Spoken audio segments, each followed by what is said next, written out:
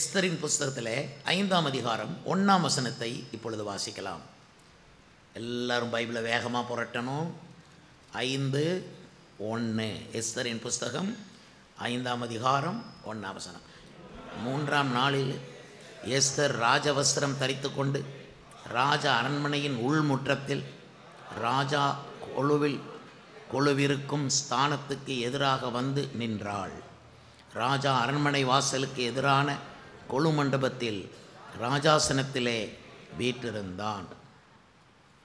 Esther ராஜவஸ்திரம் தரித்து கொண்டு ராஜா அரண்மனையின் உள்முற்றத்தில். எஸ்தர் புஸ்தகம் ஒரு அழகான விசுவாச புஸ்தகம், ஒரு ராஜரீகமான புஸ்தகம். அதை 100 தடவை வாசித்தா நமக்கு நல்லது. எல்லாம் அதிலே இருக்குது. இதில் இந்த எஸ்தர் புஸ்தகத்தில் கர்த்தராகிய அல்லது இயேசு, தேவன் போன்ற ஒரு வார்த்தையும் இருக்காது. எஸ்தர் புஸ்தகத்தில் மட்டும்தான் அந்த வார்த்தைகள் இடம்பெறாமலே அவர் எஸ்தர் புஸ்தகத்தில் இருக்கிறார். கர்த்தர் என்று பெயர், தேவன் என்று, கர்த்தராகிய தேவன் என்றோ, தேவனாகிய கர்த்தர் என்றோ எந்த வார்த்தையும் நீங்கள் எஸ்தர் புஸ்தகத்தில் பார்க்க முடியாது. அவர் மறைந்து வாழுகிறவர். இந்த எஸ்தர் ராஜரீகமான ஒரு புஸ்தகம்.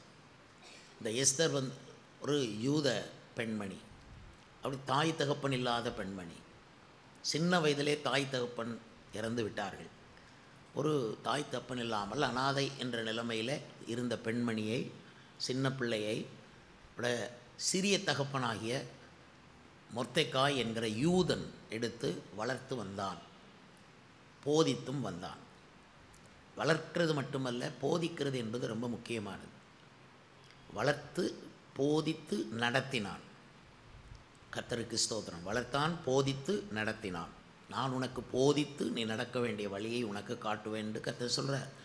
அப்போது பெற்றோர் பிள்ளைகளை வளர்க்குறாங்க, நடத்தலை, அது நமக்கு தெரியும்.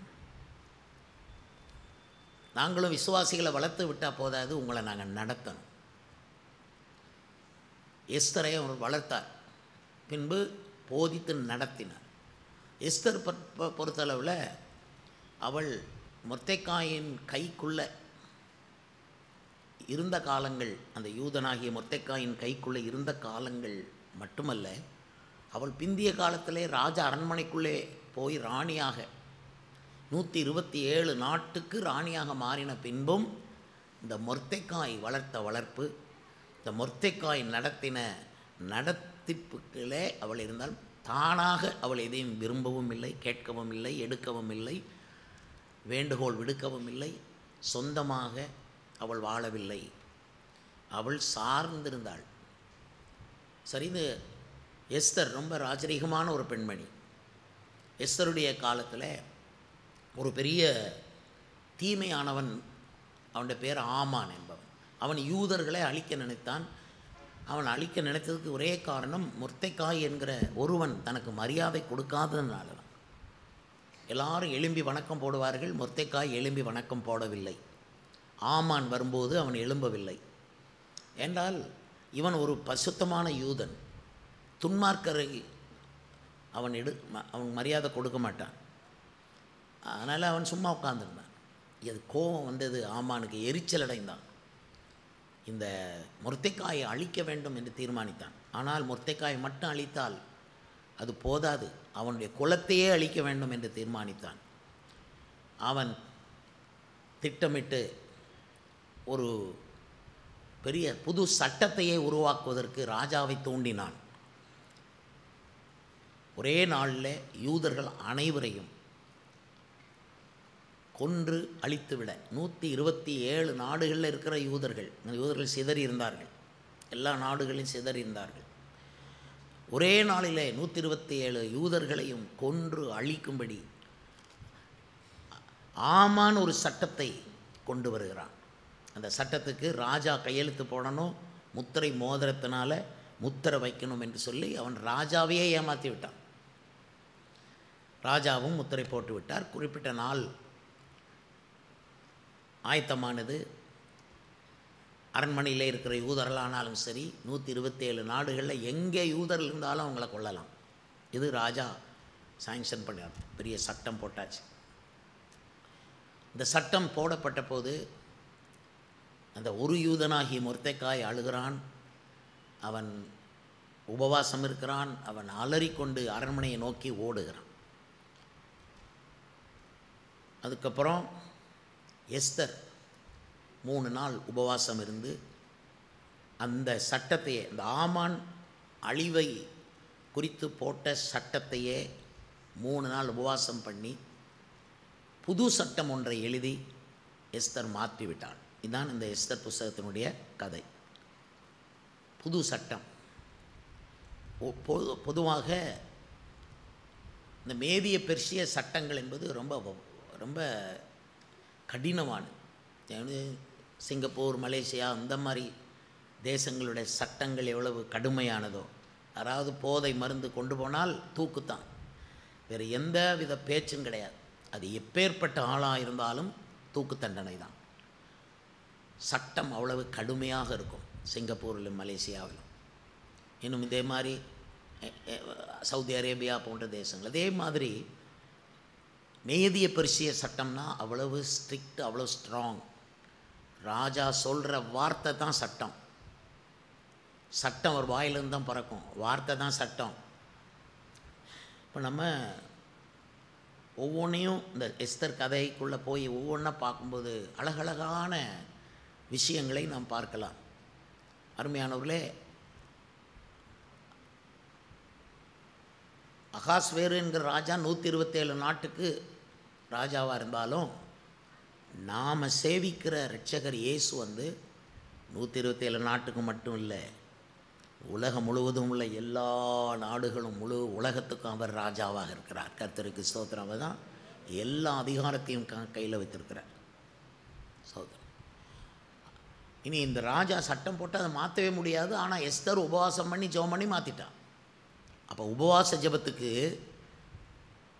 அவள் இரவும் பகலும் புசியாமலும் குடியாமலும் உபவாசம் இருந்தாள், தானும் தன் தோழிகளும். அந்த உபவாசத்தை கேட்டு தேவன் மாற்றத்தையே கொண்டாந்துட்டார். உபவாசத்துக்கு என்ன பவர் இருக்குன்னா, மாற்ற முடியாத சட்டத்தை கூட அது மாற்றிடும்.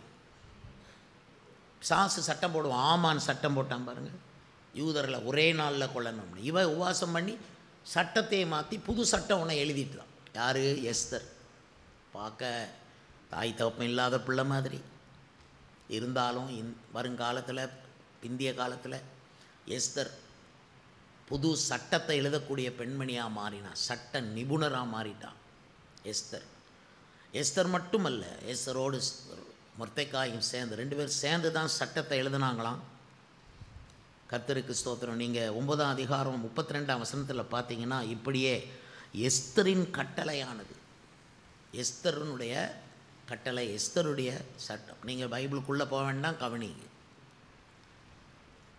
இப்போ ஆமான் அன்னைக்கு ஒரு அழிவின் சட்டம் போட்ட மாதிரி பிசாசு சட்டம் போட்டு வச்சுருக்கிறான், நாடுகள் சட்டம் போட்டிருக்குது, நமது தேசம் சட்டம் போட்டிருக்குது, இப்படி உலக தேசங்களெல்லாம் சட்டம் போட்டு கொண்டிருக்கிறது.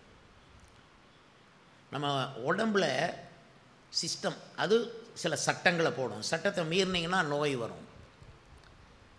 சரீர சட்டம், பிரின்சிபல்ஸ் ஆஃப் யுவர் பாடி. அதே மாதிரி உங்கள் குடும்ப சட்டம் இருக்குது. குடும்பம், தாய் தந்தை அல்லது கணவன் மனைவி பிள்ளைங்க, அது ஒரு சட்டம், அதை மீறக்கூடாது. சபை என்பது அது ஒரு சாம்ராஜ்யம், அது சபையின் சட்டம் அங்கே இருக்கும். சபைக்குன்னே தனியாக சட்டம் இருக்குது, அது வேத பிரமாணத்தை சார்ந்த சட்டம். அது சொந்த சட்டம் கிடையாது, வேத பிரமாண சட்டம் இருக்குது. சபைக்குள்ளேயும் சட்டம் இருக்குது. ஆசீர்வாத சட்டங்களை கை கொண்டால் ஆசீர்வாதம். ஒவ்வொரு தனி மனிதன் இடத்துலையும் மோதுகிறது என்னென்னா, ஆமானின் சட்டம் உங்களை அழிக்கிறதுக்கு, உங்கள்கிட்ட பிடுங்கிறதுக்கு. அதுதான் ஆமானுடைய சட்டத்தினுடைய விஷயம். ஒரே நாளில் உங்களை அழிக்கணும் என்கிறது ஆமானுடைய சட்டம். பிசாசு இப்படி தான் சட்டம் போட்டு உட்கார்ந்துருப்பான். கர்த்தருக்கு ஸ்தோத்திரம். இதில் எஸ்தர் ரொம்ப தேவை. நான் என்னை எஸ்தர் ராணி அப்படிங்கும்போது சபையார எஸ்தர் ராணியாக பார்ப்பேன். சபை தான் எஸ்தர் ராணி. எஸ்தர் அதான் சபையில் ராணி மாதிரி இயேசுவோட மணவாட்டி. ஆண்டவர் பிச்சைக்காரியை எடுக்க வரல, அவர் மணவாட்டி ராஜரீகமான எஸ்தர் ராணியை எடுக்கத்தான் வர்றார் 2ஆம் வருகையில். அதனால் ஒருத்தரும் பிச்சைக்காரனா, கஷ்டப்படுறவனா, வறுமையில் இருக்கிறவனா, கடனில் இருக்கிறவனா, வருத்தம், கவலை, சந்தேகம், ஏமாற்றம், பயம் இதில் வாழ வேண்டிய அவசியமே இல்லை. இதெல்லாம் ஆமானுடைய சட்டத்துக்கு உட்பட்ட ஷரத்துக்கள். ஆனால் உபவாசம் பண்ணி அது ஜெயிச்சாச்சு. இயேசு கிறிஸ்து சட்டத்தை மாற்றுறதுக்கு தான் சிலுவையில் தன் உயிரே கொடுத்தார். புது சட்டத்தை இயேசு எழுதிட்டார். இப்போ நம்ம புது சட்டத்துக்குள்ளே இருக்கிறோம், இன்னொரு வார்த்தையில் புதிய பிரமாணத்துக்குள்ளே இருக்கிறோம், இன்னொரு வார்த்தையில் புதிய ஏற்பாட்டுக்குள்ளே இருக்கிறோம். இதன்படி நாம் கவலைப்படுவது பாவம். நீங்கள் விசனப்படுறதோ, கவலைப்படுறதோ, வருத்தப்படுறதோ தேவ தூஷணம். அது தேவனுக்கு விரோதமானது, அது இயேசுவுக்கு விரோதமானது. இயேசுவை திரும்ப சிலுவையில் அறைவதற்கு சமம். திருவிருந்தில் பங்கெடுத்தவன் அவன் காசு பணத்துக்கு கவலைப்பட மாட்டான், மனுஷனுக்கு கவலைப்பட மாட்டான், வருத்தப்பட மாட்டான், அவன் எத்துக்கும் வருத்தப்பட மாட்டான். அவன் சொல்லுவான், கிறிஸ்துவின் அன்பை விட்டு என்னை ஒன்றும் பிரிக்க மாட்டாது, அது ஜீவனானாகிலும் மரணமானாகிலும் சொல்லுவான். தேவதூதர் கூட பிரிக்க முடியாது. பசியோ, பட்டினியோ, நிர்வாணமோ, நாசமோசமோ, பட்டயமோ, எதுவானாலும் கிறிஸ்துவின் அன்பு. இவன் இந்த மாதிரி நீங்கள் வாழணும், எஸ்தர் ராணி போல் வாழணும். நீங்கள் குடிசையில் வாழக்கூடாது, அரண்மனையில் வாழணும். கர்த்தர் எஸ்தரை அரண்மனையில் தான் வாழ வச்சார். அரண்மனையில் வாழணும், ராஜரீகமாக வாழணும், மகிமையாக வாழணும், சட்டத்தை மாத்திர ஆளாக வாழணும். பிசாசின் சட்டத்தை மாற்றணும். அவன் போட்டுகிட்டே இருப்பான். திங்கக்கிழமை நீங்கள் எப்போவும் திங்கக்கிழமை நீங்கள் கவலைப்படணும்னு சட்டத்தை போடுவான். காலையில் எழும்பி ஜெபம் பண்ணி சட்டத்தை விசுவாசத்தில் மாற்றிட்டு போகணும். நீ விசுவாசத்தில் சட்டத்தை மாற்றணும். ஆமான் போடுற சட்டம் தினம் வரும், வாரம் இருக்கும், மாதம் இருக்கும். ஜெபம் பண்ணாமல் உபவாசம் இல்லாமல் நீங்கள்லாம் ஒன்றும் வாழ முடியாது. சும்மா சொல்லக்கூடாது. சும்மா ஒரு பெரிய கோயிலை பார்த்துட்டு நீங்கள் வாழ முடியாது. உங்களுக்குன்னு ஒரு தனி வாழ்க்கை இருக்குது. அதில் நீங்கள் தான் எஸ்தர். நீங்கள் வாழ வேண்டியது அனாதையாக இல்லை. அதனால் சோகப்பாட்டுகளை பாடாதீங்க, எனக்கு யாருமே இல்லைன்னு சொல்லாதீங்க. இயேசுவிட்ட வந்தாச்சு இல்லை, இன்னும் என்ன? இயேசுவை உடையவன் எல்லாவற்றையும் உடையவன். எல்லாம் இயேசுவே. ஆதியும் அந்தமும் தாயும் தகப்பனும் இயேசு தான். நமக்கு விருப்பமும் இயேசு தான். ஜீவனும் இயேசு தான். பணம் காசா அது இயேசு தான். மாத்திரை மருந்தா இயேசு தான் மருந்து. சந்தோஷமா இயேசு தான் எனக்கு சந்தோஷம். பாட்டா இயேசு தான் என் பாட்டு. உங்களை வச்சு பாட்டு கட்டாதீங்க. உங்களுடைய சோகப்பாட்டுக்குன்னு நிறைய பேர் சோகப்பாட்டு எழுதிட்டு இருப்பாங்க. சோகப்பாட்டெல்லாம் எழுதாதீங்க. இயேசுவை தான் பாட்டாக மாற்றுங்க. இயேசுவை வர்ணிக்கிற பாட்டு தான் தேவை. உண்மையான மணவாட்டி மணவாளனை தான் வர்ணிப்பாவை தவிர தன்னுடைய சோகத்தை வர்ணிச்சுக்கிட்டு இருக்க மாட்டான். நிறைய பேர் சோகப்பாட்டை பாடிட்டு அழுது புலம்பிக்கிட்டு இருப்பாங்க. அதுக்கு ஆவிக்குரிய சபையில் இடமே கிடையாது. இது அரண்மனை. பைபிள் சொல்லுகிறது, உன் அலங்கத்திற்குள்ளே சமாதானமும் உன் அரண்மனைக்குள்ளே சுகமும் இருப்பதாக. அவர்கள் மகிழ்ச்சியோடும் களிப்போடும் ராஜ அரண்மனைக்குள் பிரவேசிப்பார்கள் என்று 45ஆம் சங்கீதம் 15ஆம் வசனம், 122ஆம் சங்கீதம் 7ஆம் வசனம். ஆக அரண்மனையில் வாழும். ஃபஸ்ட்டு சபை அரண்மனை ஓகே ஒத்துக்கிறேன், எங்கள் வீடு அப்படி இல்லையே அப்படின்னு வீட்டையும் சபையும் பிரிக்காதீங்க. சர்ச்சு பெரிய கோயில் கட்டியாச்சு, அர்த்தம் என்ன? உன் வீடு கட்டியாச்சுன்னு தான் அர்த்தம். உன் குடும்பத்தை கட்டி இருக்குன்னு தான் அர்த்தம். கோயிலை மட்டும் கட்டிட்டு நீ கஷ்டப்படுறதுன்னா பொருந்தாது. அது உபதேசம் இல்லை, நாங்கள் அதை எண்ணுகிறதில்லை. அப்படி நடக்காது, நடக்கவும் கூடாது. பிசாசு ஆலயத்தின் மகிமைக்கு மாறாக உங்கள் வாழ்க்கையை கொண்டு வருவான். அப்போ அவன் ஒரு சட்டமே போடுவான், தப்பான சட்டத்தை போடுவான். உபவாசம் பண்ணி ஜெபம் பண்ணி சட்டத்தையே மாற்றணும். எஸ்தர் அரண்மனையில் வாழ்ந்தாள், ரொம்ப சந்தோஷம். எஸ்தருக்கு 3 ஆட்கள் ரொம்ப முக்கியம். அவள் அரண்மனை வாசியாக போய் இவ்வளோ பெரிய பாக்கியவதியாக வாழ்ந்து புது சட்டமும் எழுதி எஸ்தரின் சட்டம் அப்படின்னு அவள் கொண்டு வந்தது மட்டுமல்ல, அவளே ஒரு பண்டிகையை கூட ஏற்படுத்தினான். அந்த பண்டிகைக்கு பேர் பூரீம் பண்டிகை. அந்த எஸ்தரும் மொர்தெக்காயும் சேர்ந்து ஒரு பண்டிகையை கூட அவங்க எஸ்டாப்ளிஷ் பண்ணிட்டாங்க. செலப்ரேஷன் பண்டிகை. பண்டிகை எப்போ யாரோ சொன்ன பண்டிகையை கொண்டாடிட்டு பேருக்கு கொண்டாடுறதில்ல. இவங்க 2 பேரும் சேர்ந்தே பண்டிகையை இவங்களே க்ரியேட் பண்ணிட்டாங்க லைஃப்பில். உங்கள் லைஃப் ஒவ்வொன்றிலையும் நீங்களே பண்டிகையை கொண்டாடணும், க்ரியேட் பண்ணணும், உண்டாக்கணும். ஒவ்வொருத்தருமே பண்டிகை உண்டாக்கக்கூடிய அளவுக்கு உங்களுக்குள்ள இருப்பவர் உலகத்தில் இருக்கிறவனிலும் பெரியவர், உயிருள்ளவர், ரொம்ப வல்லமையானவர். உலகத்தில் இருக்கிறவனிலும் உங்களில் இருக்கிறவர் பெரியவர்.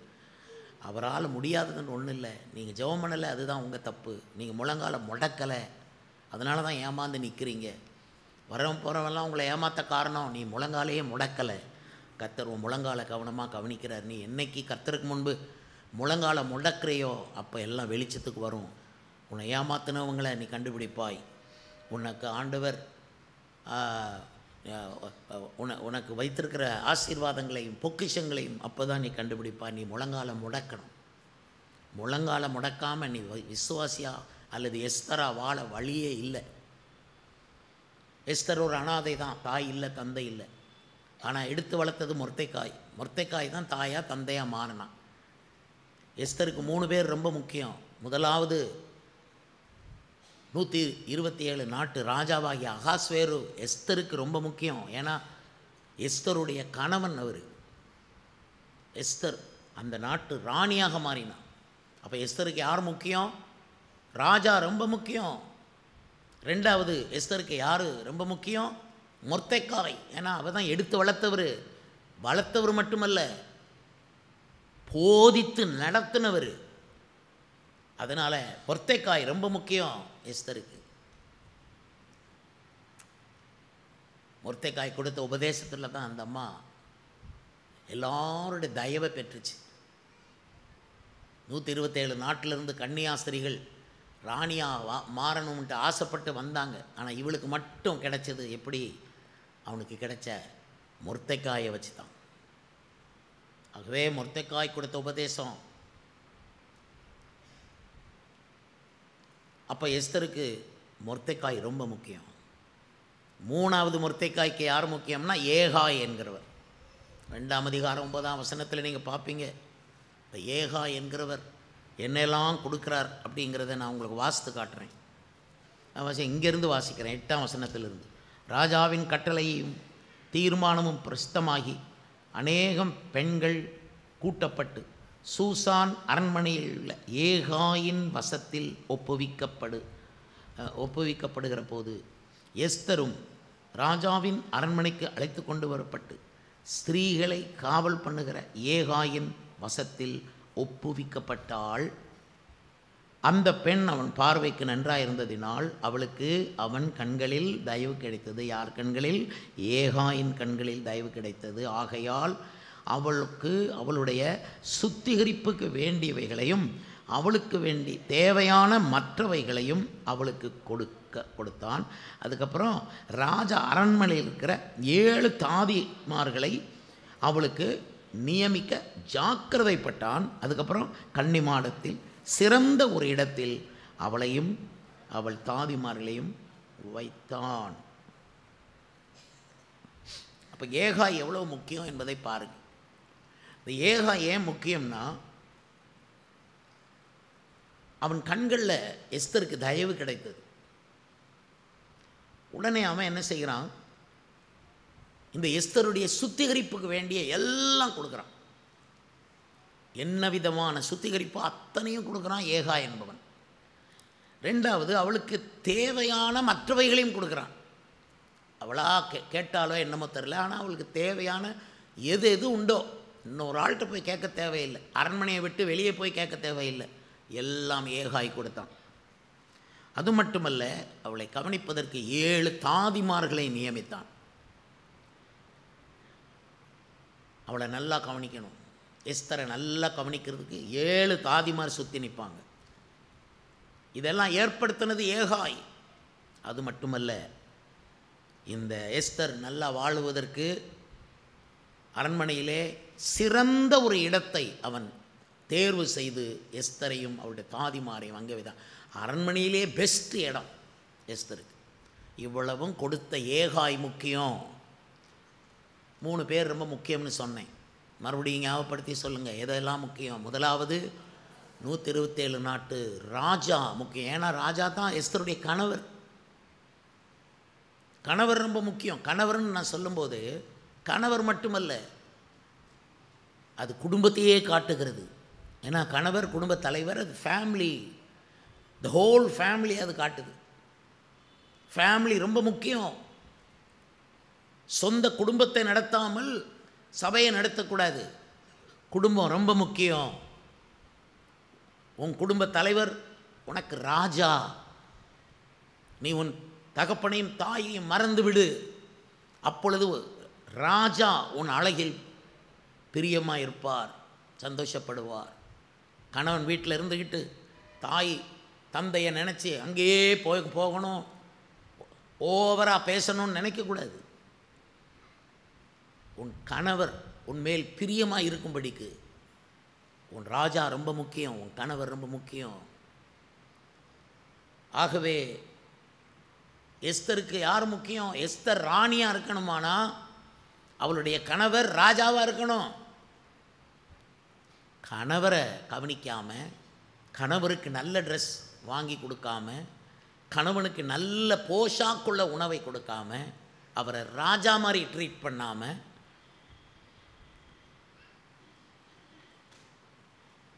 அவரை பாவம் போல் நீ வச்சுருந்தா நீ என்ன எப்போ ராணியாக போகிறது?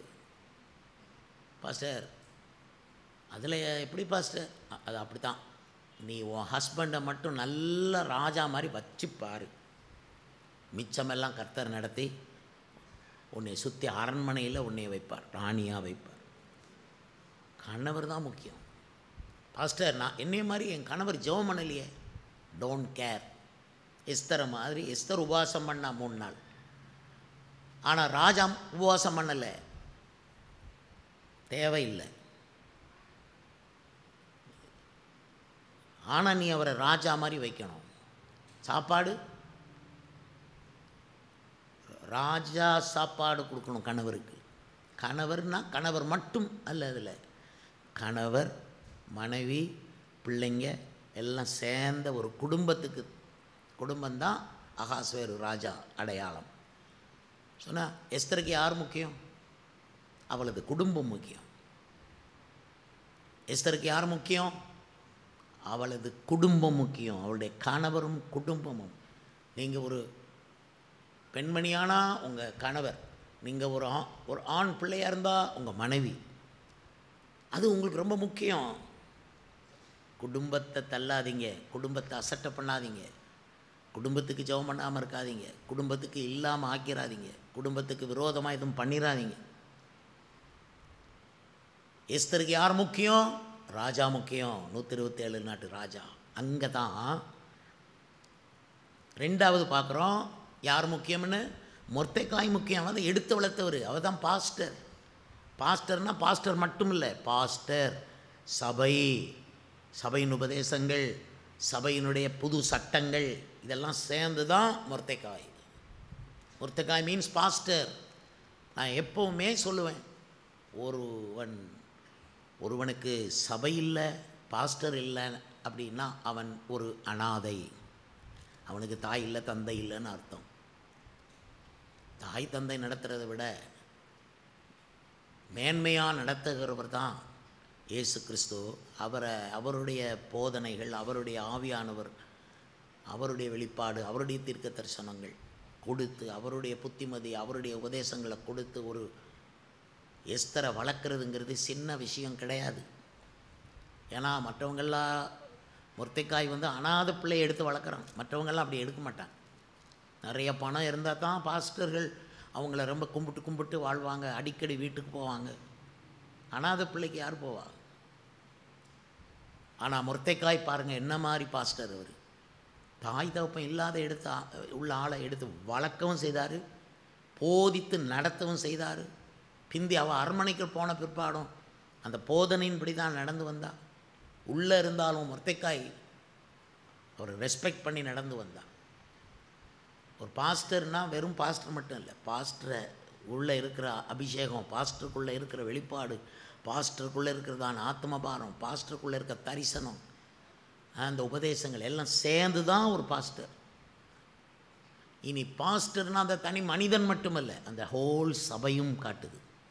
அப்படியானால் உங்களுக்கு எதெல்லாம் முக்கியம்? நீங்கள் எஸ்தர் ராணியாக அரண்மனையில் வாழணுமானா உங்களுக்கு முதலாவது உங்கள் குடும்பம் முக்கியம், ரெண்டாவது உங்கள் சபை முக்கியம். பாஸ்டரும் சபையும் பிரிக்க முடியாது. ஒரு பாஸ்டரையும் சபையையும் பிரிக்க முடியாது. அவர் எங்கே போனாலும் அந்த சபைக்காக அழுதுகிட்டு இருப்பார், சபையின் நினைவுகளில் தான் இருப்பார்.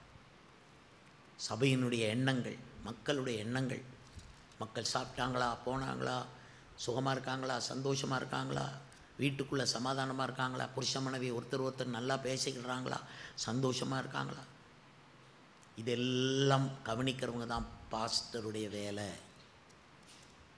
சொல்லியிருக்குது 2ஆம் அதிகாரம் 11ஆம் வசனத்தில், எஸ்தருடைய சுக செய்தியையும் அவளுக்கு நடக்கும் காரியத்தையும் அறிய மொர்தெக்காய் நாடோறும் கன்னிமாடத்து முற்றத்துக்கு முன்பாக உலாவுவான். இதுதாங்க உண்மையான பாஸ்டருடைய மனம். நாள்தோறும் உங்களுக்கு என்ன நடக்கும், சுக செய்தி, உங்கள் நல்ல செய்தி, உங்களுக்கு என்ன நடக்குது இதை பார்க்குறதுக்கு அந்த முற்றத்தில் உலாவுகிற மொர்தெக்காய். அவன் வளர்த்து போதித்து நடத்துனது மட்டுமல்ல, அரண்மனைக்குள்ளே அனுப்பிட்டு வெளியே உலாவிக்கிட்டு இருக்கான். அவள் சுக செய்தியை கேட்கணும், அறியணும், அவளுக்கு ஏதாவது கஷ்டம் வந்துடக்கூடாது. இதுதான் சின்ன வயசில் எனக்கு பாஸ்டர் அப்படிங்கிற ஒரு தன்மையை இது மூலமாக எனக்கு வெளிப்படுத்தினார். நீ இப்படி இருக்கணும்னு வெளிப்படுத்தினார். அதனால் நாங்கள் ஜெபிச்சாலும் உங்கள் வீட்டு வாசலில் முழங்காலில் நிற்போம். உங்கள் வீட்டு வாசலில் உலாவிக்கொண்டே இருக்கிற ஒரு தன்மையோடு தான் நாங்கள் இருப்போம். எதுக்கு நாங்கள் உலாவுறோம்? உங்கள் சுக செய்தி, எஸ்தரின் சுக செய்தி, அவளுக்கு நடக்கும் காரியங்கள் எல்லாம் நாங்கள் கவனிக்கும். உங்கள் சொந்த வாழ்க்கையில் நாங்கள் தலையிட மாட்டோம், உங்கள் சொந்த விருப்பங்களில் தலையிட மாட்டோம், உங்கள் சொந்த தீர்மானங்களில் தலையிட மாட்டோம். ஆனால் எல்லாத்துலேயும் நாங்கள் இருப்போம். அதுதான் மொர்தெக்காய், அதுதான் சபை. சபை என்பது ஒரு கட்டடம் அல்ல, that is a glorious spirit. தேவ சபையினுடைய ஆவி உங்களோடு இருக்கும், உங்களை கவனிக்கும், உங்களுக்கு சுக செய்தியை கவனிக்கும். எங்களுக்கு தெரியாமல், சபைக்கு தெரியாமல், இந்த ஊழியத்துக்கு தெரியாமல், பாஸ்டருக்கு தெரியாமல் உங்களுக்குள்ளே ஒரு கடன் வரக்கூடாது, ஒரு ஆக்சிடெண்ட் வரக்கூடாது, ஒரு மரணம் சம்பவிக்கக்கூடாது, ஒரு தீமை வரக்கூடாது, ஒரு வியாதி வரக்கூடாது, ஒரு மனக்கவலை வரக்கூடாது, ஒரு வருத்தம் வரக்கூடாது. கர்த்தர் மேல் உன் பாரத்தை வைத்து விடுன்னா அந்த மாதிரி நீங்கள் மொர்தெக்காய் மேலே பாரத்தை வைக்கணும். வாசலில் சுமப்பார் அவர். இதுதான் நான் சொன்னேன், எஸ்தர் நல்லா இருக்கிறதுக்கு முதலாவது அவள் குடும்பம் முக்கியம், ரெண்டாவது மொர்தெக்காயும் அந்த சபையும் பாஸ்டரும் முக்கியம். கர்த்தருக்கு ஸ்தோத்திரம். இவன் வெளியவே உலாவிக்கிட்டு இருக்கிறான், இவன் உள்ளே இருக்கிறான் அரண்மனைக்குள்ளே. இந்த காலத்தில் பாஸ்டர்மார்கள், பிரசங்கிமார்கள் என்னம்மா மாறிடுறாங்கன்னா, எஸ்தரை வெளியே உலாவை விட்டுட்டு இவங்க அரண்மனைக்குள்ளே போய் சொகுசான வாழ்க்கை வாழணும்னு விரும்புகிறாங்க. அதுதான் பிழை, அதுதான் ராங். விசுவாசிகள் ராஜரீகமாக வாழணும், விசுவாசிகள் பெரிய பெரிய வாகனங்களை வாங்கணும், இடங்களை வாங்கணும், கட்டடங்களை கட்டணும், வீடுகளை பெருசு பெருசாக கட்டணும், பிஸ்னஸில் பெரிய பெரிய அவங்க ராஜரீகமாக எஸ்தர் மாதிரி ராயலாக வாழணும். நாங்கள் உங்கள் சுக செய்தியை கேட்குறதுக்கு முற்றத்திலே உலாவணும். எங்களுடைய முற்றமே இந்த பீடம்தான். இந்த பீடத்தில் எங்கே நாங்கள் நின்று நடந்தாலே போதும். எங்கள் சார்பில் கர்த்தர் அங்கங்கே யுத்தங்களை பண்ணி, எங்கள் சார்பில் கர்த்தர் போய் எல்லாரையும் விசாரித்து, எங்கள் சார்பில் எல்லாரையும் தூக்கி விட்டு அவர் செய்வார். எனவே நீங்கள் இன்னும் ஒரு விஷயத்துக்கு கவலைப்படாங்க. ஒரு விஷயத்துக்கு கவலைப்பட்டீங்கனாலும் அது தேவதூஷணம். இவ்வளவு செட்டப் கர்த்தர் பண்ணி உன்னைய அரண்மனைக்குள்ளே வச்சிருக்கிறாரு, நீ அரண்மனைக்குள்ளே கொண்டு தோஷத்தை கொண்டு வரக்கூடாது, உன் கவலையை கொண்டு வரக்கூடாது. பாஸ்டர் எங்களுக்கு வந்தது உங்களுக்கு வந்தால் தெரியும் அப்படி என்கிட்ட சொல்லாதீங்க, அப்படி சொல்லாதீங்க. அதனால தான் ஆண்டவர் உங்களுக்கு முந்தியே எங்களை துவைச்சி எடுத்து தாங்க வைப்பார், துவைச்சி எடுத்துருவார், அதுதான் எங்களை வைப்பார். அதனால் அப்படி சொல்லாதீங்க. உங்கள் வருத்தங்களை நாங்கள் வேணால் சுமப்போம், நீங்கள் சுமக்கக்கூடாது. பிசாசு சட்டம் போட்டு வச்சுருப்பான். நீ என்றைக்கும் அழுதுகிட்டு இருக்கணும், வருத்தத்தில் இருக்கணும், வியாதியில் இருக்கணும், சங்கடத்தில் இருக்கணும், கடனில் இருக்கணும், இன்னொருத்தன்ட்ட ஏமாந்துக்கிட்டே இருக்கணும்னு பிசாசு சட்டம் எழுதுவான். இயேசு அதை மாற்றிட்டார். இயேசுவின் ரத்தம் கொண்டு நீங்களும் நானும் திருவிருந்து மூலமாக இன்றைக்கி சட்டத்தை மாற்றி புது சட்டத்துக்குள்ளே போய் கொண்டிருக்கிறோம். ஹல்லேலூயா. இந்த புது சட்டத்தில் எஸ்தர் மேலே ஒருத்தன் கை வைக்க முடியாது. எஸ்தர்னா அவள் ராயல் தான். அவளுக்குள்ளே ஏமாற்றம் இல்லை, அவளுக்குள்ளே கலக்கம் இல்லை, பயம் இல்லை. இந்த காரியம் இப்படி நடக்கும்போது நான் ஏன் மொர்தெக்காய் முக்கியம்னு சொன்னேன். மொர்தெக்காய் வெளியே உலாவிட்டு இருக்கும்போது வெளியே தான் அவர் உட்காந்துருப்பார். இந்த அம்மாவோ எஸ்தரோ வளர்த்த பிள்ளை அரண்மனையில். நாங்கள் எத்தனை பிள்ளைகளை வளர்த்துருமோ, அரண்மனையில் வாழ்கிற மாதிரி வாழ்கிறாங்க தெரியுமா உங்களுக்கு. ஆனால் என்ன அவங்க மொர்தெக்காயை மறந்துருப்பாங்க. அதுதான் ரொம்ப எங்களுக்கு கொஞ்சம் யோசனையாக இருக்கும். எஸ்தர் புஸ்தகத்தை வாசித்து பாருங்கள். அவள் உள்ளே போனாலும் மறக்கலை. இந்த மாதிரி காரியம் போய் கொண்டிருக்கும்போது 2 பேர் அந்த 127 நாட்டு ராஜாவை கொல்லுவதற்கு, அழிப்பதற்கு சதி பண்ணுறாங்க. சதி பண்ணால் அதை கண்டுபிடிச்சது யார்? மொர்தெக்காய். இப்போ நல்லா பாருங்கள், புருஷனுக்கு விரோதமாக சதி நடக்கு, மனைவி கண்டுபிடிக்கலை. ஆனால் மனைவி போகிற சபையில் உள்ள பாஸ்டர் கண்டுபிடிக்கிறாரு. அதுதான் பொருத்தம், அதுதான் உண்மை. எங்களை எதுக்கு வச்சிருக்கிறாரு? உங்களுடைய சுக செய்தியை விசாரிக்கணும், உங்களுக்கு நடக்கும் காரியங்களை கவனிக்கணும். அதே வேளையில் சுற்றி சுற்றி பார்க்கணும், யாராவது உங்களுக்கு சதி பண்ணுறாங்களா. ஏன் 2 பேர் சதி பண்ணாங்க? ராஜாவை கொல்றதுக்கு, எஸ்தரை கொல்றதுக்கு இல்லை, ராஜாவை கொல்றதுக்கு சதி பண்ணுறான். ராஜா யார்? எஸ்தருடைய புருஷன். கணவன் செத்துட்டா எஸ்தர் இனிமேல் ராணி இல்லை, அரண்மனையும் இல்லை. ராஜாவை கொல்றதுக்கு 2 பேர் சதி பண்ணிகிட்டு இருக்கிறான். புருஷனுக்கு விரோதமான சதிகள் தெரியுமா? புருஷனை அவன் கிரேடை குறைக்கிறதுக்கு, அவன் ப்ரொமோஷனை கெடுக்கிறதுக்கு, அவனுடைய சந்தோஷத்தை கெடுக்கிறதுக்கு எத்தனை சதிகள். ஒரு புருஷன் நல்லா நிமிர்ந்து நின்று சந்தோஷமாக வீரமாக இருந்தால் தானே அது குடும்பமாக மகிழ்ச்சியாக இருக்கும், பிள்ளைகளை எடுத்து வளர்க்க முடியும்.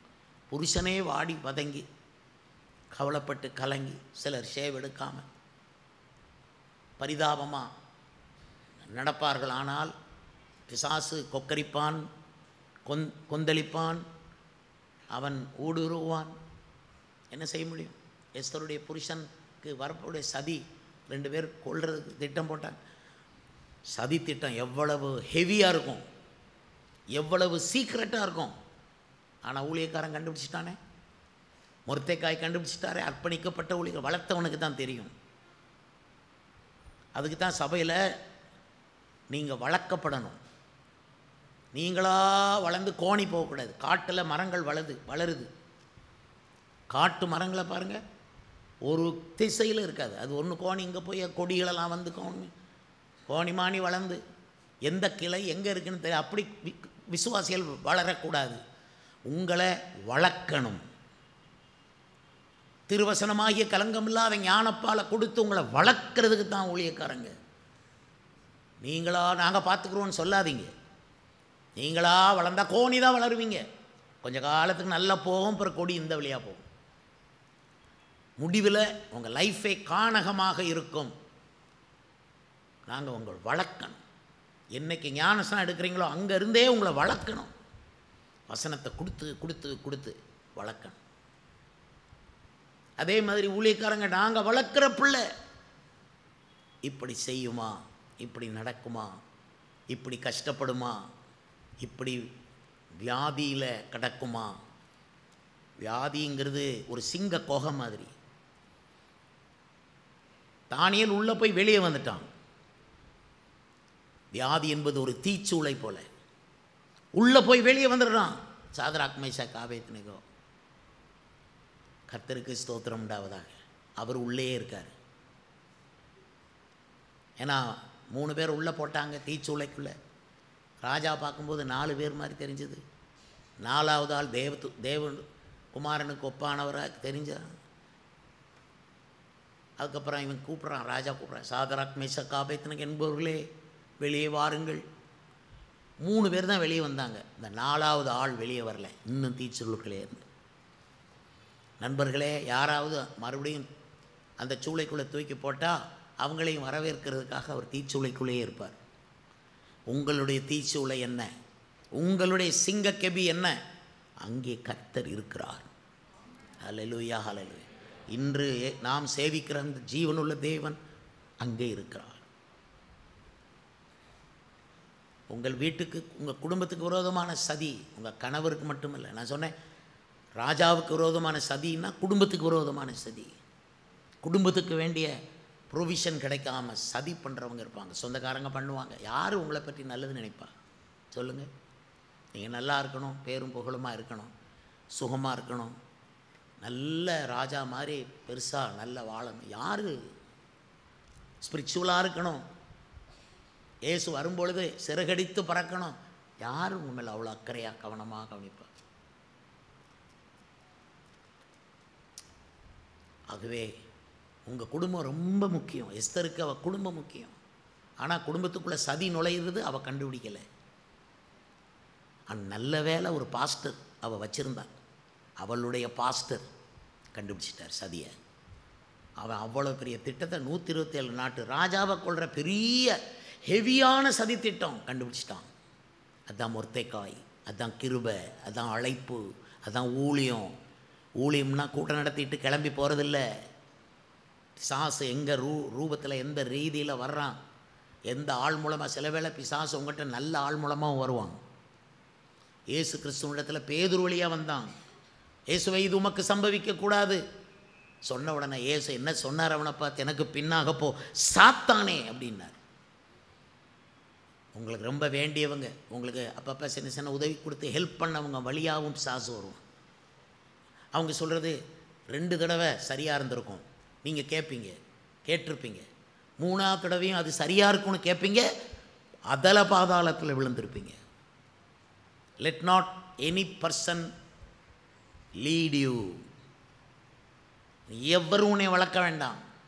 மொர்தெகாய் வளர்க்கட்டும், சபை உன்னை வளர்க்கட்டும், ஆவியானவர் உன்னை வளர்க்கட்டும், சபையில் இருக்கிற உபதேசங்கள் உன்னை வளர்க்கட்டும், சபையில் இருக்கிற ஆராதனைகள் உன்னை வளர்க்கட்டும், சபையில் இருக்கிற அந்த அபிஷேக ஜபங்கள் உன்னை வளர்க்கும். அல்லேலூயா, அல்லேலூயா. 127 நாட்டு ராஜான்னு சொன்னால் அது உங்கள் குடும்பம். அப்போ உங்கள் வீட்டுக்குள்ளே 127 பிளெஸ்ஸிங் இருக்கணும். அல்லேலூயா, அல்லேலூயா. நான்லாம் பைபிளில் ஒவ்வொன்றையுமே எடுப்பேனே, அதான் நல்லா இருக்கேன். எடுங்க. எத்தனை ஆசீர்வாதம் வேணும் எண்ணிப்பார். உனக்கு கர்த்தர் செய்த ஆசீர்வாதங்களை கவுண்ட் அண்ட் சீ. எண்ணிப்பார். 127 இருக்கும், எண்ணிப்பார். குறைஞ்சிருந்ததுன்னா செப்டம்பர் மாதத்தில் கூட்டுவார். அல்லேலூயா. ஒவ்வொரு குடும்பம் ரொம்ப முக்கியம். எஸ்தரே, உனக்கு உன் குடும்பம் முக்கியம். குடும்பத்தை செட்டப் பண்ணாத, குடும்பத்துக்கிட்ட உன் புத்தியை காட்டாத, உன் புத்தியை உன் கணவர்கிட்ட காட்டாத, உன் புத்தியை அறிக்கை பண்ணி ஒப்புக்கொடு. உன் மனைவிட்ட உன் புத்தியை காட்டாத. உனக்குன்னு ஒரு புத்தி இருக்கும், மனைவிட்ட கொண்டு காட்டாத. அதெல்லாம் கர்த்தருக்கு முன்பாக தாழ்த்தி அறிக்கையிட்டு ஒப்புக்கொடு. தெய்வீகத்தை காட்டு. கர்த்தர் உன்னை மறைச்சி கொள்ளணும். எஸ்தரை பொறுத்தளவில் அவள் நல்லா வாழணுமானா அவள் கணவர் ராஜா நல்லா இருக்கணும். அதாவது குடும்பம் நல்லா இருக்கணும். குடும்பத்துடைய அதை குடும்பம்னா வீடு வசதி, கட்டில், கிச்சன், பாத்ரூம் எல்லாம் நல்லா இருக்கணும். அதுதான் அர்த்தம். நாங்கள் ஜெபம் பண்ணுறது 127 நாட்டு ராஜா, 127 விஷயங்களுக்கு உங்களுக்காக ஜெபம் பண்ணுவோம். உங்கள் ஃபேமிலியில் இருக்கிற விஷயங்கள் 127ன்னே வைக்கலாம். உங்கள் பிள்ளைகள் எல்லாம் சேரும். அது எத்தனை பிள்ளைகளுக்கு அத்தனையும் சேரும். பிள்ளைகளோட படிப்பு அதில் சேரும், பிள்ளைகளோட திருமணம் அதில் சேரும், பிள்ளைகளுடைய ஒபீடியன்ஸ். பிள்ளைகள் உங்களுக்கு அடங்கி கீழ்ப்படிந்து, அப்பா என்னை ஆசீர்வதிங்கன்னு உன் பிள்ளை உனக்கு முன்னால் மண்டியிடணும். அம்மா எனக்கு ஜெபம் பண்ணி அனுப்புங்கன்னு உன் பிள்ளை மண்டியிடணும். தகப்பனை பிள்ளை முறைக்கக்கூடாது, தாயை பிள்ளை முறைக்கக்கூடாது. 127 ஆசீர்வாதங்கள் ஒரு குடும்பத்தில். எஸ்தருக்கு ராஜா ரொம்ப முக்கியம். ஆனால் சதி வருது. சதியை கண்டுபிடிக்க எஸ்தருக்கு முடியலை. சதியை கண்டுபிடிக்க வளர்த்தவனுக்கு தான் தெரியும். சொல்லுங்கள், யாருக்கு தெரியும்? வளர்த்தவருக்கும் போதித்தவருக்கும் நடத்தினவருக்கும் தான். அவர் என்ன கேர்ஃபுல்லாக கண்டுபிடிச்சாருன்னு கொஞ்சம் அங்கேயே நிற்கிறேன் நான். ஏன் நெக்ஸ்ட் பாயிண்ட்டுக்கு போகாமல் என்ன கேர்ஃபுல்லாக கண்டுபிடிச்சிருக்காரு.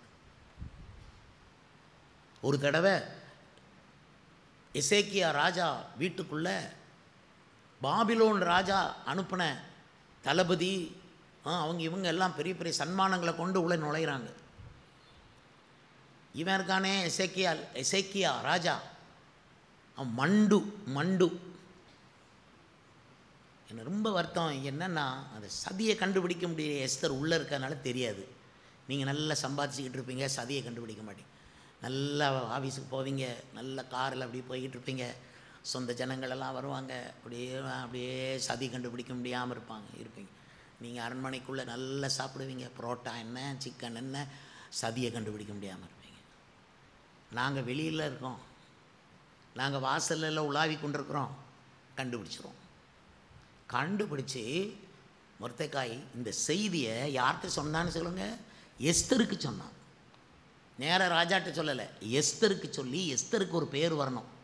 எஸ்தருக்கு சொல்லி எஸ்தர் அந்த விஷயத்தை ராஜாவுக்கு சொன்னான். ஆனால் ராஜாவுக்கு மொர்தெகாய் பேரில் சொன்னான். இதுதாங்க சபைன்னா நிறைய பேருக்கு தெரியாது. சதி திட்டத்தை கண்டுபிடிச்சி இப்போ 2 பேர் சதி பண்ணுறாங்க, ராஜாவை கொள்ள எச்சரிக்கைன்னு செய்தியை எஸ்தருக்கு. நான் வளர்த்த பிள்ளைகிட்ட தான் நான் செய்தி அனுப்புவேன். ஆனால் அந்த செய்தியை ராஜாட்ட சொல்லும்போது மொர்தெகாய் பேரில் எஸ்தர் சொன்ன மாதிரி எங்கள் பேரில் நீங்கள் சொல்லணும். அது பிந்தி எங்களுக்கு ஒரு உயர்வை கொண்டு வரும், ஊழியத்துக்கு ஒரு உயர்வை கொண்டு வரும். ஆமென், அல்லேலூயா, அல்லேலூயா. ஏன்னா இந்த சதி திட்டங்கள் அதுபோல் கண்டுபிடிக்கப்பட்டு முறியடிக்கப்பட்டது. அந்த 2 பேரும் தூக்கிலிடப்பட்டார்கள். இந்த செய்தி, இந்த விஷயம் ராஜாக்களின் நாளாகவும் புஸ்தகத்தில் எழுதப்பட்டது.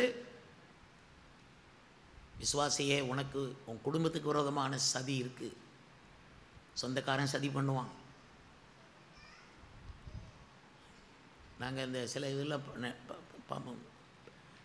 பொறாமைன்னா தெரியுமா உங்களுக்கு? பொறாமை. அதுக்கு தான் நான் நினைப்பேன், உனக்கு கல்யாணத்துக்கு யாரையும் கூப்பிடாத, ஒருத்தனும் நல்லவன் கிடையாது. நீங்கள் 127 பிளஸ்ஸிங் உங்கள் கல்யாணத்தில் இருந்து மரண பரியந்தம் உங்கள் ஃபேமிலியில் வந்துக்கிட்டே இருக்கும். 127. இதை 127ஆம் சங்கீதத்தோடு ஒப்பிடுங்க.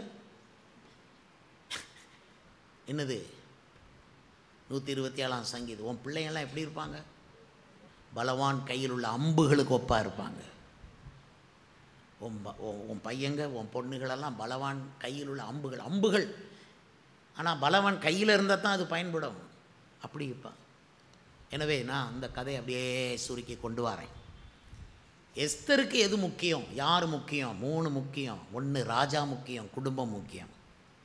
2 சபை முக்கியம், மொர்தெகாய் முக்கியம். அவர் தான் சதியை கண்டுபிடிப்பார். இப்போது உங்கள் ஃபஸ்ட் நீங்கள் யாராவது இப்போ எழும்புறீங்க, பாஸ்டர் நீங்கள் சொல்லிட்டீங்க சதியை கண்டுபிடி, எனக்கு குடும்பத்துக்கு விரோதமாக என்னென்ன சதி இருக்குது சொல்லுங்கள் பாஸ்டர் அப்படின்னா, தெரியாதே, எனக்கு ஒன்றுமே தெரியாதேன்றுவேன்.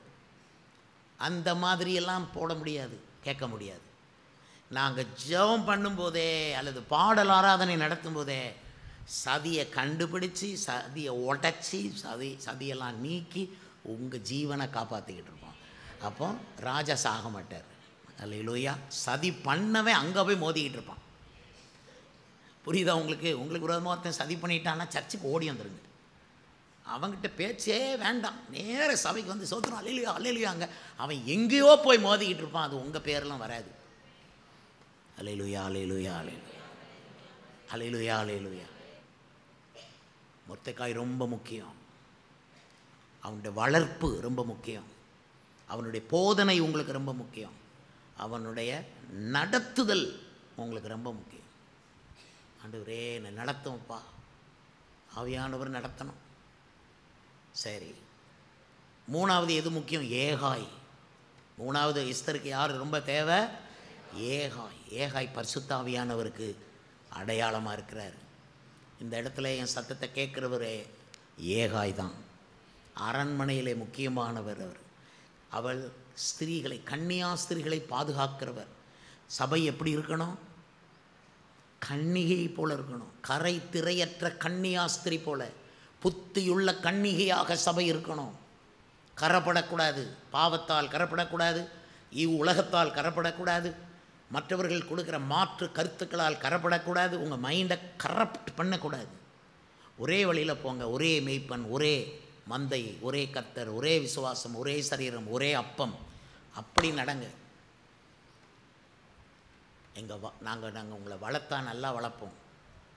ஹல்லேலூயா. நீங்கள் கையை விட்டு தப்பிச்சு போனால் முடியாது, வளர்க்க முடியாமல் போயிடும். நான் அப்படி நிறைய பேர் கையை விட்டு தப்பி குதித்து ஓடிட்டான். நான் உங்களை கொஞ்ச நாள் வளர்த்தேன். அப்புறம் அவன் பிறகு பிந்தி கதையை கேளுங்க. 127 ப்ராப்ளம் தான் உங்களுக்கு வந்திருக்கும். சரி, ஏகாய் ரொம்ப முக்கியம். ஏகாய் ஏன் முக்கியம்? ஏகாய் என்ன சப்ளை பண்ணார் இந்த அம்மாவுக்கு, எஸ்தருக்கு என்னத்தெல்லாம் கொடுத்தார் என்பதை 2ஆம் அதிகாரத்திலே வாசித்து பார்ப்போம். 2ஆம் அதிகாரத்திலே 9ஆம் வசனத்தை எல்லாரும் சத்தமாய் வாசியுங்கள். அந்த பெண் அவன் பார்வைக்கு நன்றாயிருந்ததினால் அவளுக்கு அவன் கண்களில் தயை கிடைத்தது. ஆகையால் அவளுடைய சுத்திகரிப்புக்கு வேண்டியவைகளையும் அவளுக்கு தேவையானவைகளையும் தேவையான மற்றவைகளையும் அவளுக்கு கொடுக்க. அப்புறம் ராஜ அரண்மனையில் இருக்க 7 தாதிமார்களை அவளுக்கு நியமிக்கவும் ஜாக்கிரதைப்பட்டு கன்னிமாடத்தின் சிறந்த ஒரு இடத்திலே அவளை வைத்தார். அப்போ ஏகாய் ஏன் எஸ்தருக்கு முக்கியம் அப்படின்னா, ஏகாயின் கண்களில் எஸ்தருக்கு தயவு கிடைக்கணும். கிடைச்சிது. பரிசுத்த ஆவியானுடைய கண்களில் உங்களுக்கு தயவு கிடைக்கணும். கிடைச்சதுனால தான் இங்கே வந்திருக்கிறீங்க. பாதுகாப்பாக இருங்க. அவருடைய தயவு என்கிற வட்டத்துக்குள்ளேயே இருங்க. திருவிருந்தில் பங்கு பெற்ற எல்லாரும் தயவு என்ன வட்டத்துக்குள்ளே இருக்கிறீங்க. அவர் தயவு ஏகாயின் தயவு கிடைத்ததுனால ஏகா என்ன செய்தார்? அவர் சுத்திகரிப்புக்கு வேண்டிய எல்லாவற்றையும் கொடுத்தார். ஆவியானவர் நமக்கு என்ன கொடுப்பாருன்னு எல்லாரும் சத்தமாக சொல்லுங்கள். சொல்லணும் பிரதர், சொல்லணும். ஆவியானவர் என்ன கொடுப்பாருன்னு சொல்லுங்கள். நாம் சுத்திகரிக்கப்படுவதற்கு ஏதுவான எல்லாவற்றையும் கொடுப்பார். இயேசுவினுடைய ரத்தம், அவருடைய வசனம், சரியா, சிக்ஷைகள், நீ சுத்திகரிக்கப்படுவதற்கு வேண்டிய எல்லாம் கொடுப்பார். அத்துமீறி போனால் சிக்ஷை தான், அதையும் தருவார். சுத்திகரிப்புக்கு வேண்டியது. ஆனால் மணவாளன் இயேசு வரும்பொழுது சுத்தமான மணவாட்டியை தான் எடுப்பேன், கரப்பட்ட மணவாட்டி இல்லை. அல்லேலூயா. சொல்ல விளங்குதா உங்களுக்கு? கரப்பட்ட மணவாட்டி இல்லை. சமாரிய ஸ்திரீ போன்ற மணவாட்டி கிடையாது. பரிசுத்தமான மணவாட்டி, கன்னிகையான மணவாட்டி. அல்லேலூயா. நாங்கள் ஆம்பளை ஆட்களாக இருந்தாலும் அதை ரொம்ப நினைப்போம். நான்லாம் நினைப்பேன், கரை இல்லாமல் இருக்கணும், கரை திரையில்லாத கன்னிகையாக இருக்கணும். இப்படிலாம் ஜெபம் பண்ண வேண்டாம். ஆம்பளை ஆள்களே, மீசையை முறுக்கே தாறுமாறாக வாழணும்னு பார்க்காதீங்க. மீசையை முறுக்குங்க, உள்ளுக்கு கவனமாக நடக்கணும். ஆனால் ஏகாய் நடத்திக்கிட்டு இருக்கார் உங்களை. உங்கள் சுத்திகரிப்புக்கு வேண்டிய எல்லாம் சாங்ஷன் பண்ணுவார், எல்லாம் தருவார். ஒன்று குறைவில்லாமல் 127 தருவார். இன்றைக்கி என்ன நம்பர் என்ன சொல்லுங்கள்? இன்றைக்கி நம்பர் என்ன? எனக்கு 127 தான். 127ஆம் சங்கீதம் தான். ஹல்லேலூயா, ஹல்லேலூயா. சுத்திகரிப்புக்கு வேண்டிய 127 காரியங்களை அவர் நமக்கு தருவார். உபவாச ஜபத்தை கொடுப்பார். ஒரு ஆளை நம்மகிட்ட அனுப்புவார். அவன் பேச்சே நம்மளை சுத்திகரிக்கும். நாங்கள்லாம் சுத்திகரிப்பை பல ஆள்கிட்டேருந்து படிச்சுக்கிறோம். செய்ய வேண்டியதை சிலர்கிட்ட படிப்போம், செய்ய வேண்டாததை சிலர்கிட்ட படிப்போம்.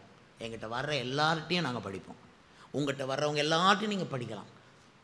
செய்ய வேண்டியதை சிலர்கிட்ட படிக்கணும், செய்யக்கூடாததையும் சிலர்கிட்ட நீங்கள் படிப்பீங்க. புரியுதா அம்மா? புரியுதா பிரதர்? சுத்திகரிப்புக்கு வேண்டிய எல்லாம் கிடைக்கும். நியாயத்தின் ஆவி, சுட்டெரிப்பின் ஆவியை கூட தருவார். சில நேரம் நம்ம அடங்க மாட்டோம், நமக்கே மனசு வராது. பார்த்துக்கலாம், இதெல்லாம் என்ன செய்யுது, ஒரு சின்ன மிஸ்டேக் தானே நினைப்போம். அக்கினி அபிஷேகம் வரும், நியாயத்தின் ஆவி, சுட்டெரிப்பின் ஆவி இறங்கும். சுத்திகரிப்புக்கு வேண்டிய எல்லாவற்றையும் தருகிறவர் தான் ஆவியானவர், ஏகாய். அடுத்து சுத்திகரிப்புக்கு வேண்டியவைகளை மட்டும் இல்லை, அவளுக்கு தேவையான மற்றவைகளையும் சொல்லுங்க. அவளுக்கு தேவையான, இயேசு சொன்னார், முதலாவது தேவனுடைய ராஜ்யத்தையும் அவருடைய நீதியும் தேடுங்கள், அப்பொழுது இவைகள் எல்லாம். அப்போ மற்றவைகள் எல்லாம். உங்களுக்கு என்ன வேணும் சொல்லுங்கள். வீட்டில் பெருக்குமாரே தேஞ்சு போயிருக்கு பாஸ்டர், புது பெருக்குமாறு வீட்டுக்கு வரும், வாங்கிக்கிடுங்க. அல்லேலூயா. குப்பை தொட்டியும் கூட தருவார், எல்லாம் தர முடியும். ஆசைப்படுங்க. ஆண்டவரே இது இருக்கணும், அது இருக்கணும், அப்படி இருக்கணும், இப்படி இருக்கணும். இதெல்லாம் பரிசுத்த ஆவியானவர் கொடுக்குற ஆசை. ஆசையில் ஏதாவது குற்றங்கள் இருந்தால் அதை ஏகாய் கழுவி விடுவார். ஸ்தோத்திரம். பரிசுத்த ஆவியானவர் கழுவி விடுவார். அப்போது சுத்திகரிப்புக்கு வேண்டியது. அப்போ எஸ்தருக்கு தேவையான மற்ற எல்லாம், கூலிங் கிளாஸ் தேவைப்பட்டிருக்கும், அதுவும் வச்சுக்கா. என்னெல்லாமோ கொடுத்து அந்த எஸ்தர் ராணியை அப்படி ஆக்குற பாருங்கள். மணவாட்டி சபைக்கு தேவையான 127 விஷயங்களை கர்த்தர் கொடுப்பார். தேவையான எல்லாம் தருவார். இன்னொரு ஆள்கிட்ட போய் கையேந்த தேவையே இருக்கார். அல்லேலூயா, அல்லேலூயா, அல்லேலூயா. அதுக்கப்புறம் அந்த அம்மாவை கவனிக்கிறதுக்கு, எஸ்தரை கவனிக்கிறதுக்கு 7 தாதிகளை நியமித்தாராம். நியமித்தது ஏகாய். ஆவியானவர் உங்களுக்கு ரொம்ப முக்கியம். 7 உபதேசங்கள் சபையில் கர்த்தர் வச்சுருப்பார் உங்களை கவனிக்கிறதுக்கு. தாதிமாருன்னா பரவாயில்லையே, ஆளை காணமே, கை கால் அமிக்கி விடுவாங்களா, இதெல்லாம் கிடையாது. 7 உபதேசங்கள், அப்போஸ்தல உபதேசங்கள். நீதிமொழிகள் 9:1 ஞானம் தன் வீட்டை கட்டி 7 தூண்களையும் சித்திரம் தீர்த்து. சபையில் 7 தூண்கள், 7 உபதேசங்கள், அப்போஸ்தல உபதேசங்கள். இதெல்லாம் உங்களை பாதுகாக்க பரலோகம் கொண்டு பத்திரமா சேர்க்கணுமா என்ன? அரண்மனைக்குள்ளே உங்களை கொண்டு சேர்க்கணுமா? நித்திய அரண்மனை.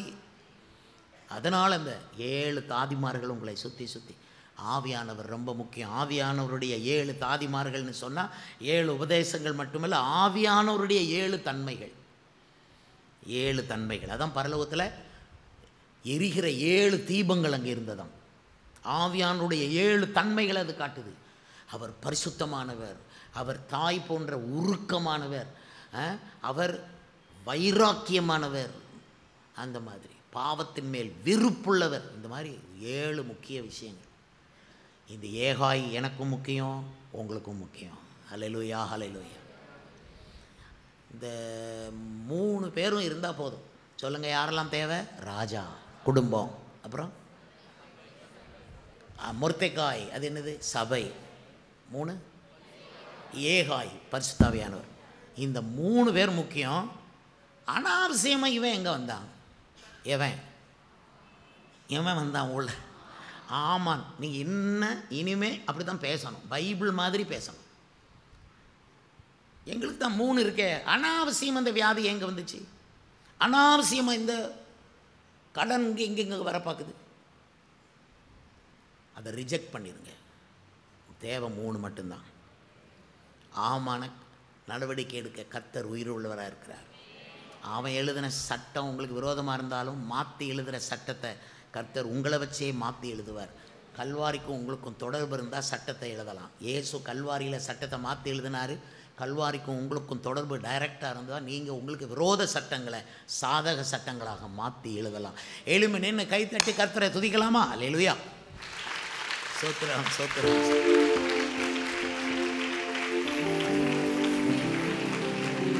இப்படி தானே ஸ்தோத்திரம் பண்ணுறது?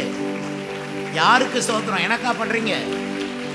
தலையை தூக்குங்க, இயேசுவை பாருங்க. ஏகாய், பரிசுத்த ஆவியானவரை பாருங்க.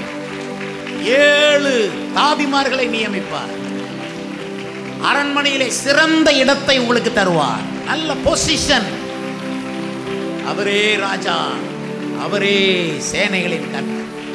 ராஜா வருகிறார், நேசர் வருகிறார், மேகம் மீதினில் என்னை சேர்த்து கொள்ளுவார். ராஜா வருகிறார், நேசர் வருகிறார், மேகம் மீதினில் என்னை சேர்த்து கொள்ளுவார். ஆனந்த சத்தத்தோடு செல்லுவேன், ஆர்ப்பரித்து சாத்தானை வெல்லுவேன். ஆனந்த சத்தத்தோடு வெல்லுவேன், ஆர்ப்பரித்து சாத்தானை வெல்லுவேன்.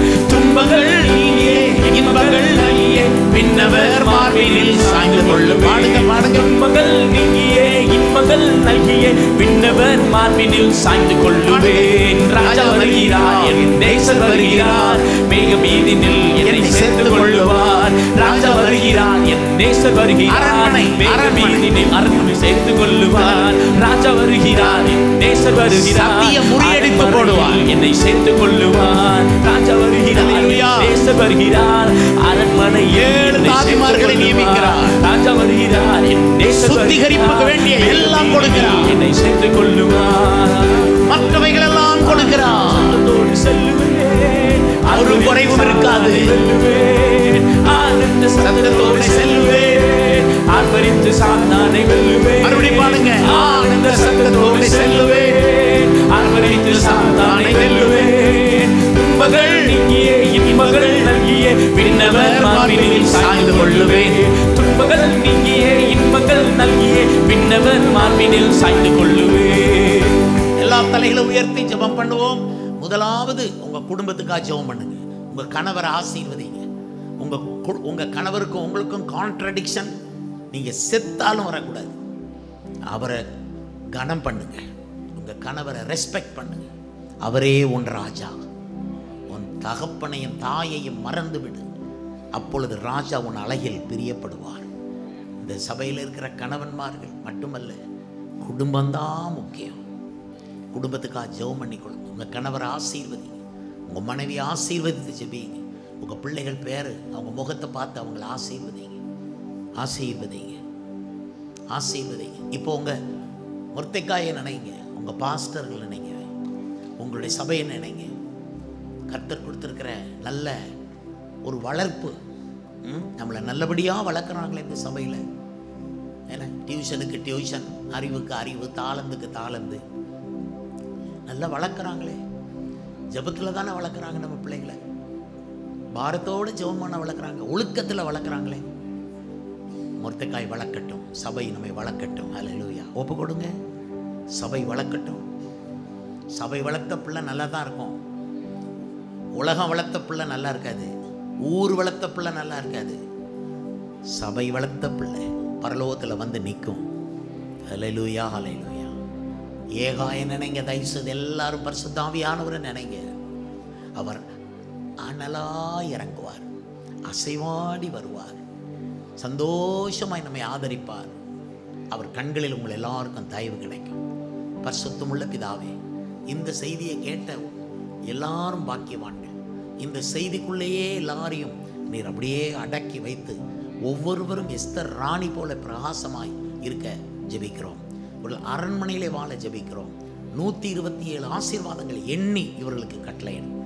இயேசுவின் நாமத்தில் ஜெபிக்கிறோம் அருமை பிதாவே.